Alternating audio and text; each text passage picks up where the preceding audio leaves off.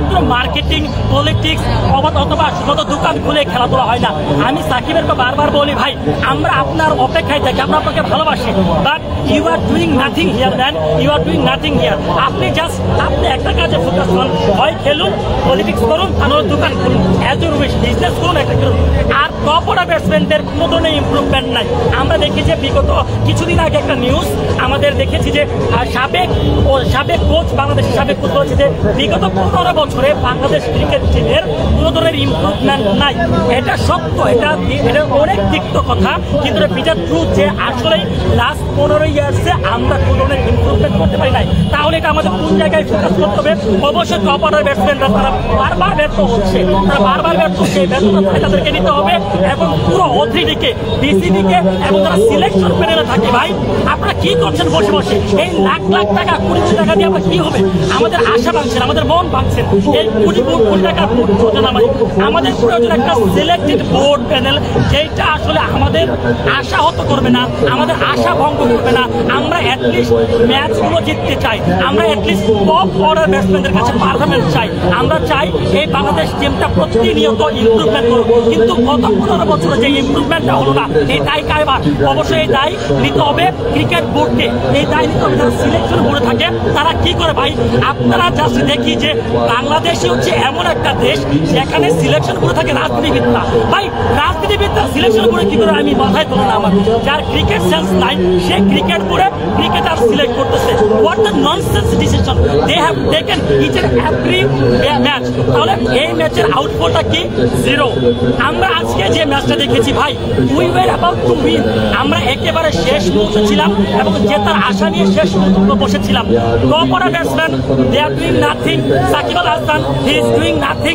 আমাদের ক্যাপ্টেন শান্ত, ভাই নামই শান্ত, সে অশান্ত হতে পারবে না। ধরেন একজন মানুষের নাম হারুন, সে তো জিততে পারবে না, নাম তো হারুন, সে জিতবে কেমনে? এই যে নাম সৌম্য, সে শান্ত শিষ্ট, এতবার 0 মারছে পৃথিবীতে, এতবার 0 কম ব্যাটার্স মারছে, আমাদেরকে 13 বার মেবি মারছে আমার মনে হচ্ছে আর কি।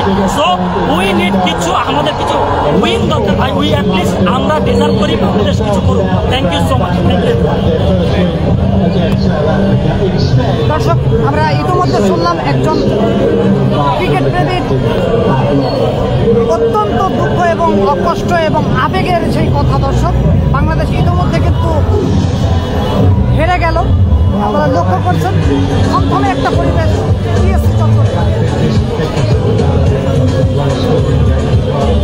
ঘুরে ফেরা করানো এবং বিজনেস, ভাই এই পলিটিক্স যদি আপনি করেন, হয় ক্রিকেট খেলেন নয় পলিটিক্স করেন, তাহলে একটা কাজ করে ভাই, focus on your own duty man. আপনি all rounder, I respect to you, I salute to you, কিন্তু আপনার মধ্যে লাস্ট 3 ইয়ার্স আমরা কাপল অফ ইয়ার্স দেখি নাই যে ক্রিকেট সুলভ কোনো খেলা সাকিব আল হাসানের কাছে আমরা দেখি নাই।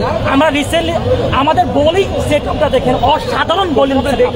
আমরা মনে করি আজকের যে বোলিং সেট আপ ছিল আমরা দেখেছি, সাকিবের কাছে দেখেছি, তানজিম সাকিবের কথা বলছি, মুস্তাফিজের কথা বলি, তাসকিনের কথা বলি। অন্যদিকে আজকে তো রিশাদ খারাপ খেলেছে, but Mahmudullah Riyad he is outstanding, marvellous actually. স্টিফেন্ডিনাস এত চমৎকার খেলছে, যেটা সেলুট টু ইউ। মাহমুদুল্লাহকে কিন্তু গেল বিশ্বকাপে বাদ দেওয়া হয়েছিল। আমরা শুধু এটা না, আমরা যদি তামিমের কথা বলি, শুধু মাহমুদুল্লাহ রিয়াদ তো তামিমকে বসিয়ে রেখেছে। আমরা বাংলাদেশে এখন পর্যন্ত তামিমের কোনো অল্টারনেটিভ প্লেয়ার পেয়েছি? কেউ বলতে পারবেন? এখন তামিমের অল্টারনেটিভ প্লেয়ার পাইনি। রাদার আমরা কি খুঁজছি? আমরা খুঁজছি নতুন কাউকে।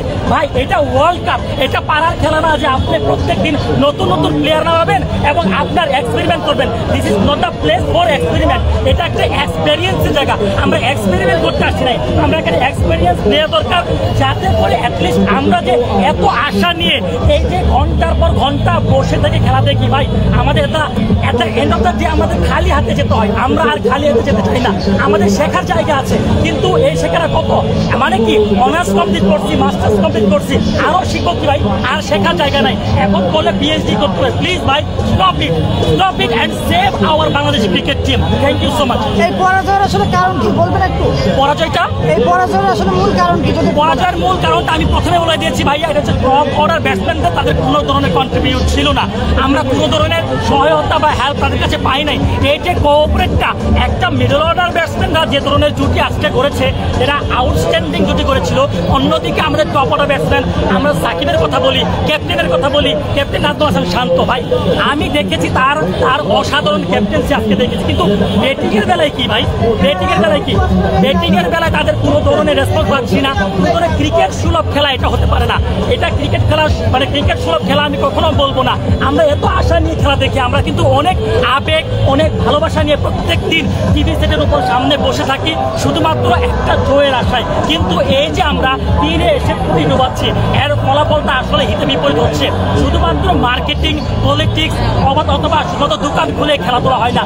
আমি সাকিবেরকে বারবার বলি ভাই, আমরা আপনার অপেক্ষায় থাকি, আমরা আপনাকে ভালো